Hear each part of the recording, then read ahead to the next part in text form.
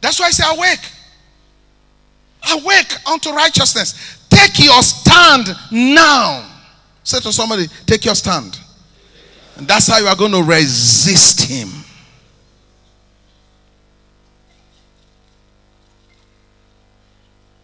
Amen. God, who created heaven and earth, achieved his objective in spite of those challenges. Now, Adam has fallen. Again, a second big challenge for heaven. Now, he said, woman, the devil used you. Your seed shall crush his head.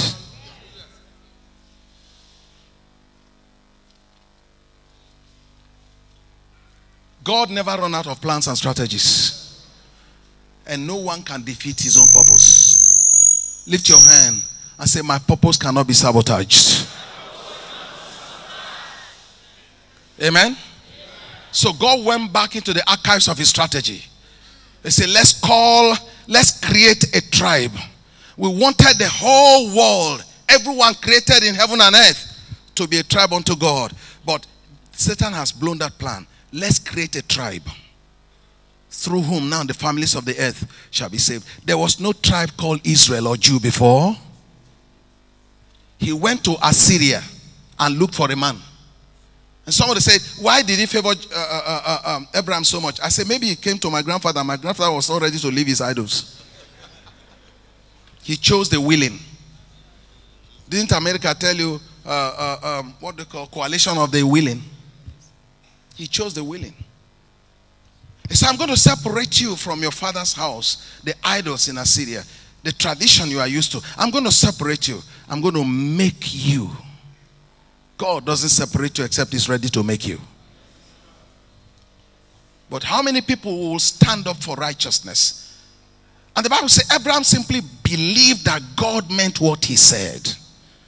Abraham did not pursue another plan. He pursued the plan God set before him.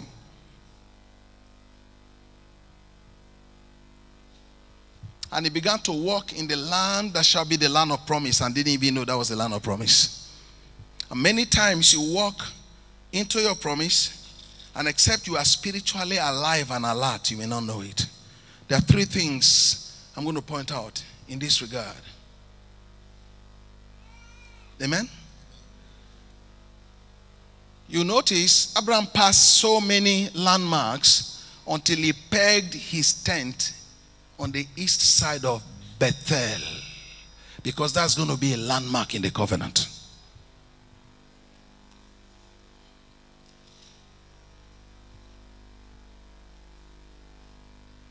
And quickly the devil came again, and he said, there's delay. The child of promise is not coming. Why not? Taking Hagar now. And Ishmael came to blow the plan. God has another big challenge. And he said, Abraham, in spite of the challenge, my purpose and my counsel shall stand. He said, when I say it, it shall stand.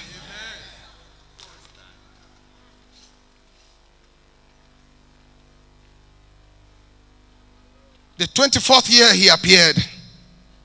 And he said, I'm ready to bring to pass what I've said. There have been challenges along this line, but it cannot blow the purpose.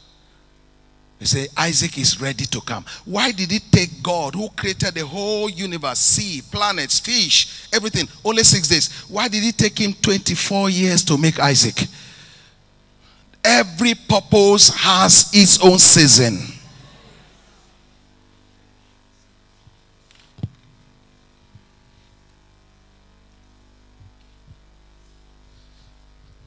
And did you hear the Palestinians have been admitted to UNESCO?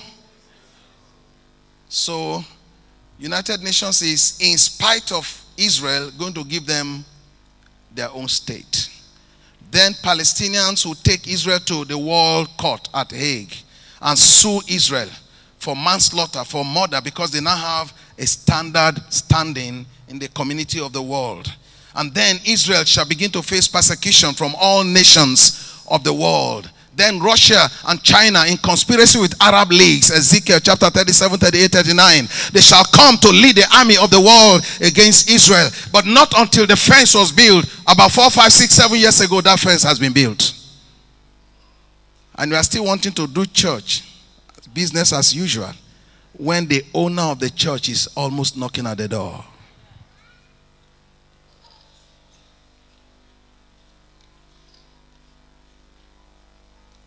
Now, Israel is not the one fighting Syria. But Syria says, if any nation of the world come to interfere, they will bomb Israel. What has Israel got to do with that? Yeah, because that's the plan. When America attacked Baghdad, Saddam Hussein didn't send any bomb to America. He sent to Israel. Why Israel?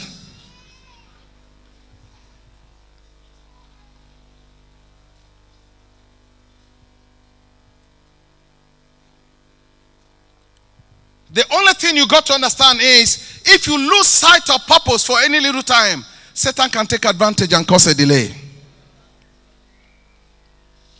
Chapter 15, 16, 17. Abraham said, how will I know this is going to come? Just in 1 year, 24 years I've waited. He said, this is how you know it. This seed shall be strangers in another man's land for 400 years. So, Israel wouldn't have moved to Egypt if Abraham did not doubt the purpose.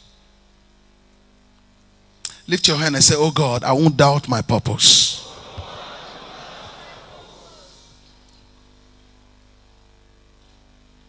Did God have challenges?